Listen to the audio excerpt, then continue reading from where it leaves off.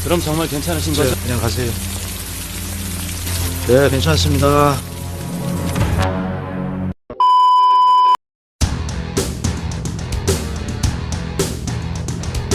Halo guys, sobat-sobatku yang berbahagia dimanapun kalian berada, gimana kabarnya nih? Semoga sehat selalu ya guys.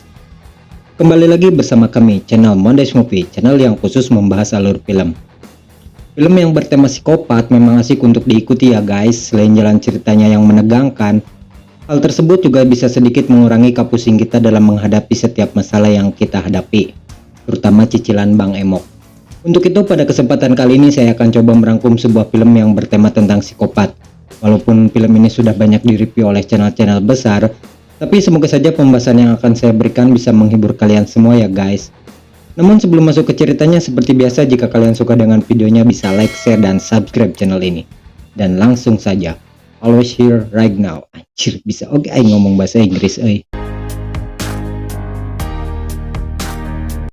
Oke guys, seperti yang sudah saya bilang bahwa film kali ini cukup famous ya. Banyak dari channel alur film besar telah mereview film ini. Maka dari itu semoga saja kalian tidak bosan dengan pembahasan saya yang standar dan di bawah rata-rata. Film diawali dengan adegan seorang pria yang sedang membawa mobil. Pria tersebut bernama Kang Yung Ho, seorang pembunuh berdarah dingin yang telah banyak menghabisi korban. Dan tentu saja hal itu membuat pusing pihak kepolisian, karena sampai sekarang aksinya masih belum bisa diungkap. Dalam melancarkan aksinya, psikopat tersebut sering mengincar mangsanya dengan cara berpura-pura menabrakkan mobilnya ke arah mobil si korban. Malam itu, dia mendapatkan korban seorang pria yang tampak habis pulang kerja. Sesuai wataknya yang seorang pembunuh berdarah dingin, dia pun menghabisi korbannya dengan cara menusuk beberapa bagian tubuh si korban hingga membuatnya benar-benar mati. 사진이 잘 찍혀요? 네? 사진 찍을 필요는 없을 텐데. 알아요. 글쎄 제대로 났네.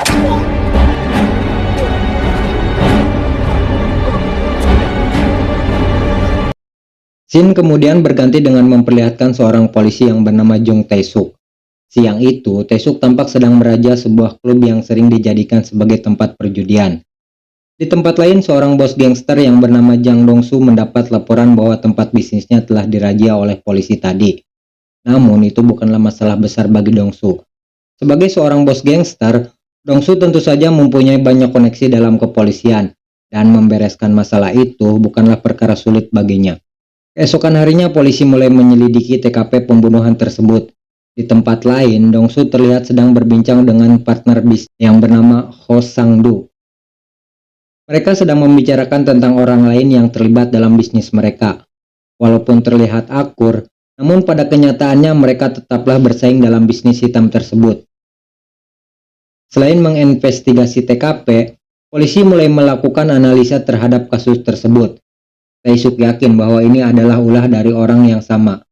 Namun dugaannya dibantah oleh atasannya yang mengatakan bahwa dia jangan terlalu cepat mengambil kesimpulan sebelum tim forensik merilis hasil analisanya. Sehingga sempat terjadi keributan kecil di antara mereka. 아니, 살인범한테 관할이 어디 있습니까? 네가 뭔데 임마 남의 관할 사건들을 들쑤시고 다녀. 아니잖아요. 느낌 같은 소리하고 자빠졌네. 무슨 굴비야? 아무거나 막 갖다 엮게. 난 그럴 때야. 아니 뭐 그 새끼들은 나쁜 놈 아니에요? 에? Sementara itu, kita melihat Dong-su yang sedang menyetir sendirian. Tanpa diduga, mobilnya ditabrak oleh Kyung-ho yang kebetulan malam itu dia sedang mencari korban. Dan sepertinya dia sedang mengincar Dong-su yang akan dijadikan korban berikutnya. Dan jelas itu adalah suatu kesalahan besar. Awalnya Dong-su tidak mempermasalahkan mobilnya ditabrak karena kebetulan malam itu juga sedang turun hujan. Tapi setelah keduanya turun, Kyung-ho tanpa aba-aba langsung menyerang Dong-su dengan sebuah pisau. 네, 괜찮습니다. Jelas Dong-su tidak tinggal diam melihat hal itu. Dia pun sempat memberi perlawanan hingga membuat psikopat itu kewalahan. Menyadari korbannya bukan orang sembarangan, Kyung-ho langsung pergi dari tempat itu dengan luka yang cukup parah.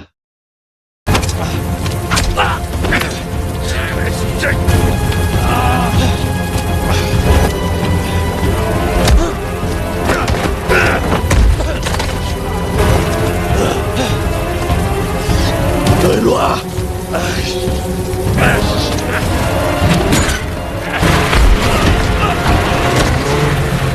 Karena mendapatkan luka yang cukup parah juga, Dongsu kemudian dilarikan ke rumah sakit. Sementara itu, anak buah Dongsu langsung menyerang markas saingannya karena menduga bahwa ini adalah ulah dari mereka. Di tempat lain, Kyung-ho juga mengalami luka yang cukup parah, berusaha sendiri mengobati lukanya. Setelah itu, dia mulai mencari korban sebagai pelampiasan atas usahanya yang gagal tadi. Anjir, kekeh eta.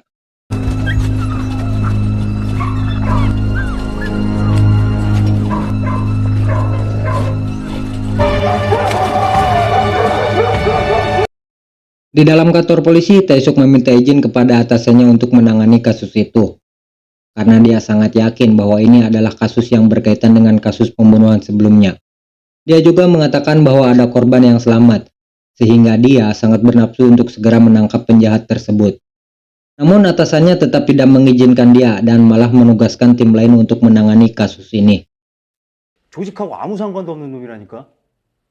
어떤 미친놈이 경기 인하면서 제일 큰 조폭 두목을 찌릅니까? 그놈 확실하다니까. 연쇄살인범. 장동수 건은 조폭 사건이니까 이 팀에 배당할 거야. Sementara itu, Kyung-ho kembali menebar teror dengan membunuh seorang supir.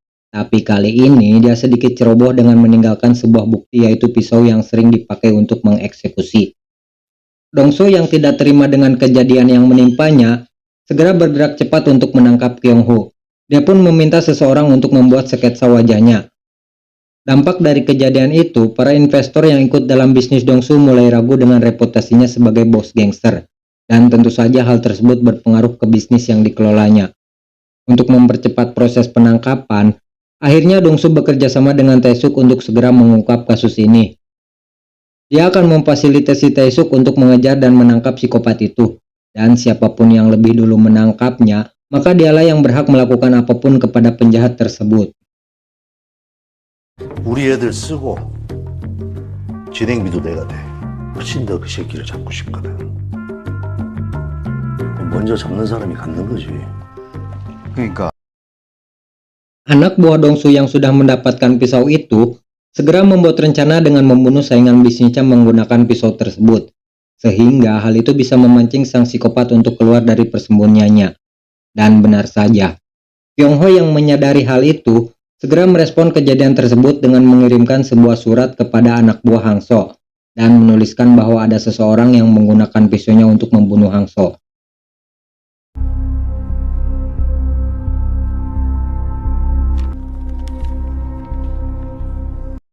Mendapati kenyataan itu, anak buah Hangso segera menyerang markas Dongsu untuk melakukan balas dendam. Namun, hal itu sia-sia saja karena Dongsu bisa mengatasi hal tersebut.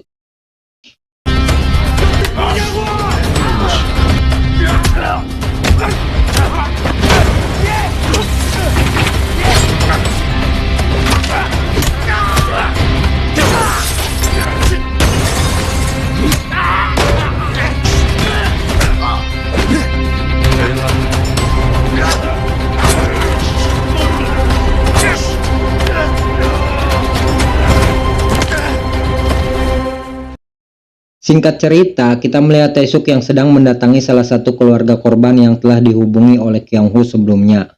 Mereka pun mulai sepakat untuk bertemu di suatu tempat. Mendengar hal itu, Tae-suk kemudian mengintai tempat yang sudah dijanjikan. Tapi ternyata, Kyung-ho menyadari hal tersebut sehingga dia tidak masuk perangkap Tae-suk dan langsung pergi dari tempat itu. 목장 저 새끼 뭐야 지금? 어? 야, 걸렸어. 옥상, 옥상! 어디? 야, 배수로 거기 섰다! 야, 동들아! 북쪽으로 직진! 빨리빨리! Keesokan harinya, Dongsu yang sedang menunggu Tae-suk tanpa sengaja bertemu dengan seorang pelajar yang telah pulang dari sekolahnya.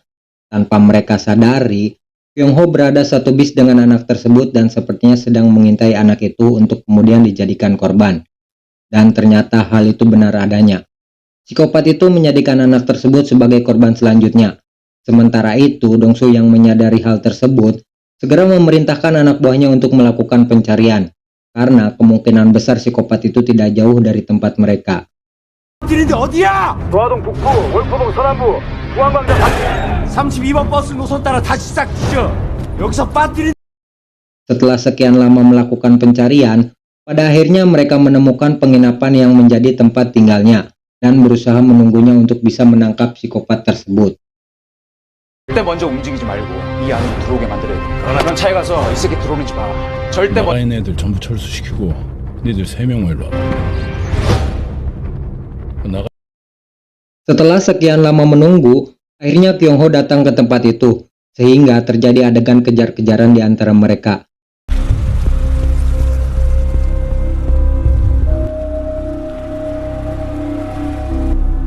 야, 숙여.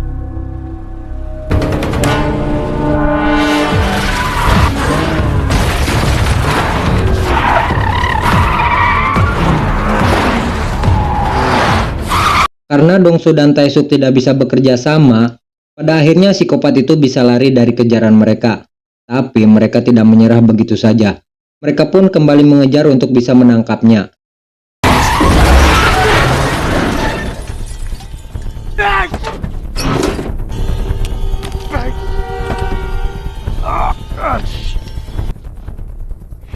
잡아야 될 거 아니야, 이 새끼야! 저기. Saat tiba di sebuah gang, tanpa diduga asisten Dongsu ditikam oleh psikopat itu hingga membuatnya mati di tempat. Dongsu yang melihat hal itu jelas menjadi marah dan berjanji tidak akan membiarkan penjahat itu lolos.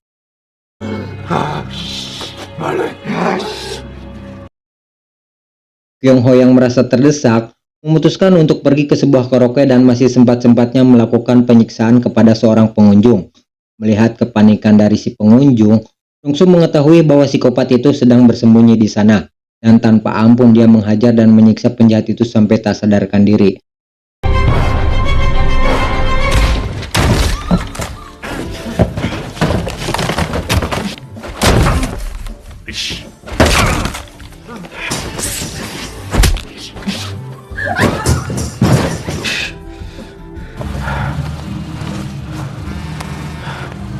Setelah berhasil mendapatkan buruannya, Dongsu kemudian menyeret dan membawanya ke suatu tempat. Saat berada di suatu tempat, tiba-tiba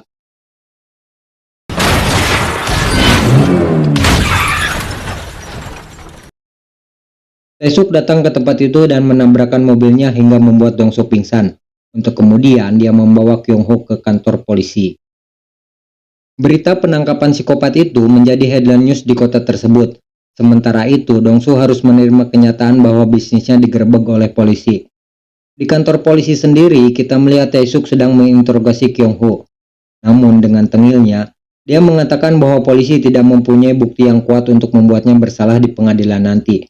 Bahkan dengan entengnya, dia menggeser foto para korban karena foto itu salah urutannya. Taesuk yang melihat hal itu langsung ngamuk dan berusaha menganiayanya.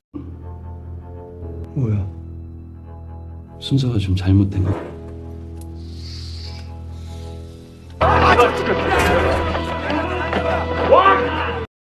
Singkat cerita, proses sidang pun dimulai.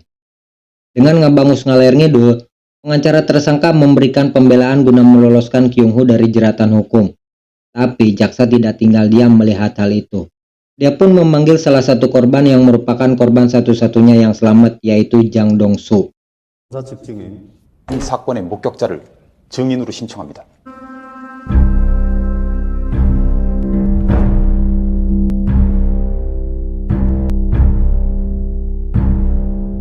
Dong-su kemudian bercerita bagaimana kronologi kejadian itu. Dia pun memberikan bukti bahwa memang Kyung Ho adalah pembunuh berantai yang selama ini polisi cari. Dengan begitu, dia dijatuhi hukuman mati oleh hakim. 사건 당일 증인을 찔렀다는 사실을 어떻게 증명할 수 있습니까? 사람들은 자기 몸에 칼 담근 새끼 죽을 때까지 못 있습니다.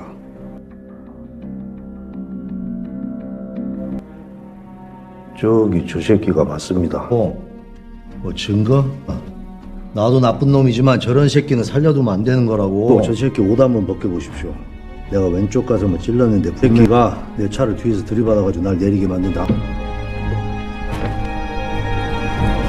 형을 정했다. 주문. 피고인 강경호에게 재반 양형 기준을 참작하여 사형을 선고한다. Sebelum persidangan itu, rupanya Taesuk telah lebih dulu meminta Dong-su untuk bersaksi di pengadilan, sehingga hal tersebut bisa membuat Kyung Ho dijatuhi hukuman berat. Namun Dong-su meminta satu syarat jika Taesuk ingin dia bersaksi, dan syarat itu adalah Dong-su meminta kepada Taesuk agar dia ditempatkan di penjara yang sama dengan Kyung Ho. Itu artinya sebelum proses hukuman mati bisa dipastikan bahwa bool psikopat itu tidak aman. Dan film pun tamat.